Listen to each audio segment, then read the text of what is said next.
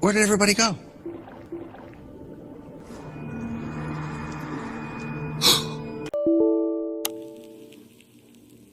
So it was definitely apparent from the first day we caught him that he was one of the most aggressive fish I'd ever seen.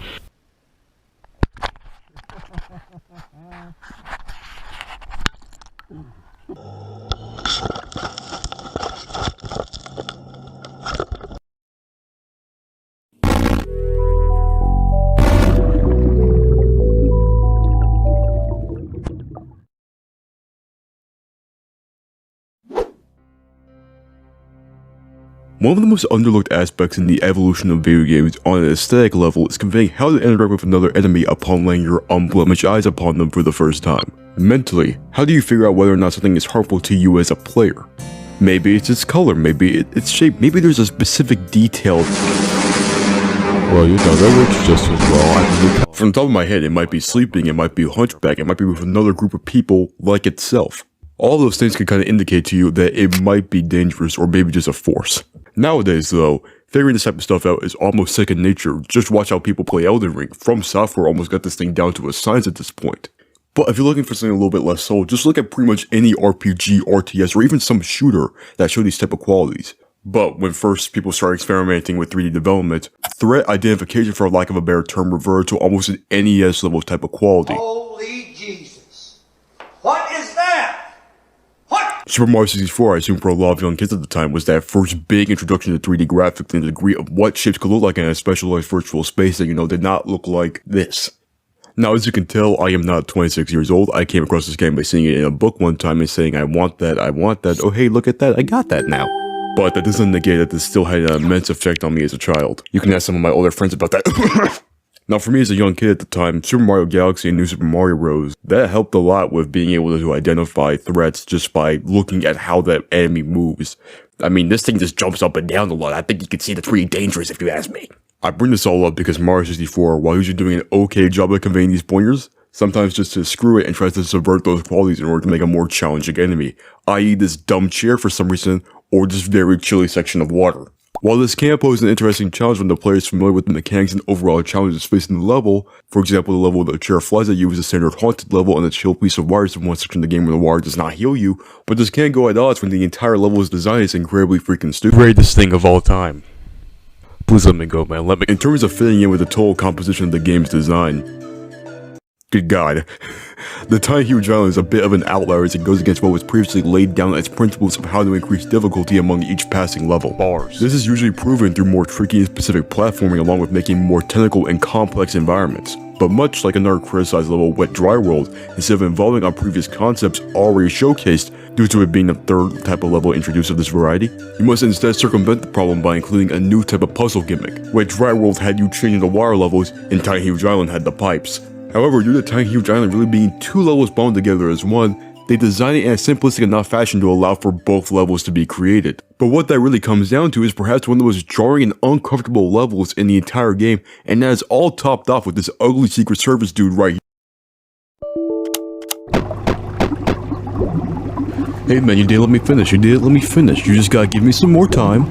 I was gonna loop it back around, and I was gonna perfectly explain how what I was saying earlier was gonna influence my point to making sure it's overall better for you once you actually get out there.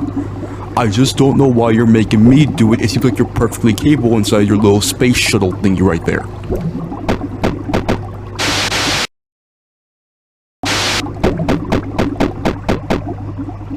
Okay, I can understand your point, but hey, let me finish. I just think that me personally, hey, let me finish. I just, one more time.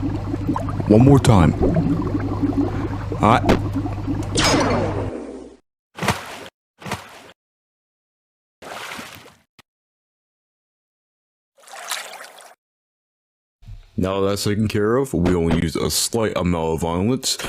Let's talk about the ex-con here. This guy is teased a little bit before they actually show him. Look at this small guy, he's so cute. I'm pretty sure I could just, take him and then move him to the other side of the ocean, have the different animals say hi to him. Not my problem if he doesn't survive. Between these two, there's no real difference between them. There might be some more red on the sides, I don't know.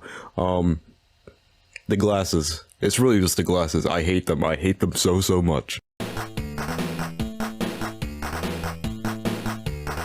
From the design itself, you can already see that the thing is dangerous in some capacity. The resting frown gives it a look of it being completely pissed off, which on a technical level is a pretty good accomplishment from a box that, probably can't render a tongue if it tried. Well, stand corrected, I guess. Bubba here is unique in a specific way, one that is kind of different from everything else. He is designed as a trap for the player. Let me explain that real quick. In this game, there's a lot of things that can kill you, case in point, but a lot of the obstacles in this game are actively designed to kill you in one way or another. Mostly, this involves you being pushed off something, or maybe just getting berserked, who knows. But main things that do end up insta-killing you are usually because they're really smartly placed. Sorry, did I say smartly placed? I meant kinda dumbly placed, kinda evilly placed. Screw this butterfly. I don't know how else to put it. Just screw the butterfly. This butterfly sucks. I want you to get that in your head real quick if you can. Assuming you're young and you're playing this actively every day and also you're pretty dumb as well, whenever you end up getting hit by something, you usually have a small chance to at least try to regroup yourself and get yourself together. Especially in the water, if you get hit by something, you gotta swim at a slow pace. It's kinda neck breaking, kinda scary for some young kids. Speaking of the eel. And then you got this guy. Oh my gosh. I'm probably not going to put that in there. That sounds so dumb. This thing is treated like an obstacle. It's really just a death circle that just kind of moves around the water. The two instances of these guys are kind of hidden. One of them is placed behind this column, the other one is behind this little platform thingamajig island. Both of these are kind of out of the way unless you make the cardinal mistake of jumping in the water. Because when you do that, that's when you enter the Bubba territory. And that's not a fun place to be. Freaking narc, dude. When you jump in, God rest your soul, it takes about 3 seconds to realize you made the worst mistake of your life. You start meandering toward you, starts kind of shuffling, going zigzag a little bit. You're not really sure what to do. You start trying to swim away, but then you might get curious. It can't be that bad, right? It can't be that bad.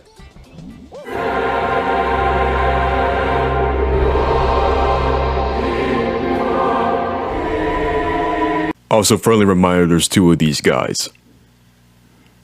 This game sucks. Let's do a play-by-play on this thing real quick, alright? I think the most impactful thing here is the open mouth. Inside is the dark abyss, which I think pretty much puts in your brain that this guy, if he gets you, you're done. If we rewind it back, we can see its attack pattern, how it moves in the water. When he notices the prey, he starts slowly accelerating, starts circling around you, making you feel a bit uncomfortable. He reduces his radius, starts lining up for the shot, and when he sees his opportunity, he goes for it. And he got the kill, impressive technique. Give him a round of applause. Welcome to the post-kill interview. How you feeling today? He seems a bit tired. We'll come back later. Also, I don't know if I can explain this on a technical or a jokey level, but this thing psychologically gets to you. When you start swimming away when you realize the big mistake you made, it feels like the guy's always behind you. I don't really know why, but it just feels like it. I don't care. Also, I'm gonna get real technical, probably more than anyone cares, but the way the thing spawns in is really weird. It doesn't just kind of pop in, it splashes down from somewhere. Maybe it's a tactical weapon, who knows. About a year ago now, someone got their hands on a Super 64 source code. Alongside that, they rebuilt Luigi from the dead, which is a pretty cool experience to watch happen on Twitter. But besides that, alongside was pretty much everything else in that game. If I really wanted to, I could dig up the source files and look up how exactly this thing works. But nothing is going to get rid of the fear I have for this thing. I'm pretty sure if you asked younger me, he would say, the thing has, got out of the cartridge and somehow, projected itself into different games or something like that. Yeah, it was fun for him. Very fun. There was one time, though, where I distinctly remember, being afraid that it would show up in different levels. Like, if I just went to the castle moat or something like that, it would just show up in there for some reason. Who knows, he might be looking down on me right now. Actually, let me just deal with something real quick. I'll be right back. Now, before I wrap this whole project up, I want to become someone who is viewing this whole entire thing from the outside. Firstly, I wanted to make sure this was not just a problem that I had, so I did some quick googling, went on some forums, and yeah, some people have some choice words to say about this guy. Because I know for a lot of people, they look at this thing and they're like, what is this guy talking about? But I think this guy here, for me, represents something in a larger scope. Although this thing was probably not designed to scare a 4-year-old, I believe it contributed to the entire picture that this game is scary in some capacity. I know now that people look back on this and think it's kinda dumb, but There was a reason why so many people contributed to this overall movement in terms of making this game as a kind of horror icon, if you will. And that's truly a remarkable thing. But hey, if you still want to walk away with me being scared of a fish, just know I'm not scared of this guy. What is that? Well, actually, I'm a bit tired of this fish, actually. He's not really doing anything.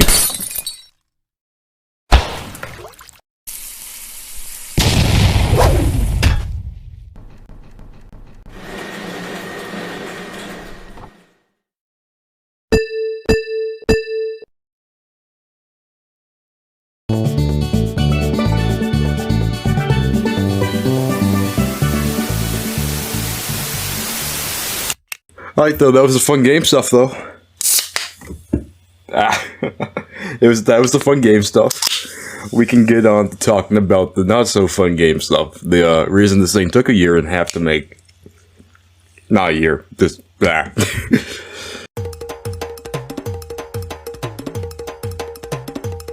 I tricked you, it is actually a 3D print. And yeah, that's right, I'm not done yet. You know how I got this guy here? It wasn't easy. It wasn't easy doing this. I did some things the Blackfish documentary people would not like. They would not like it at all.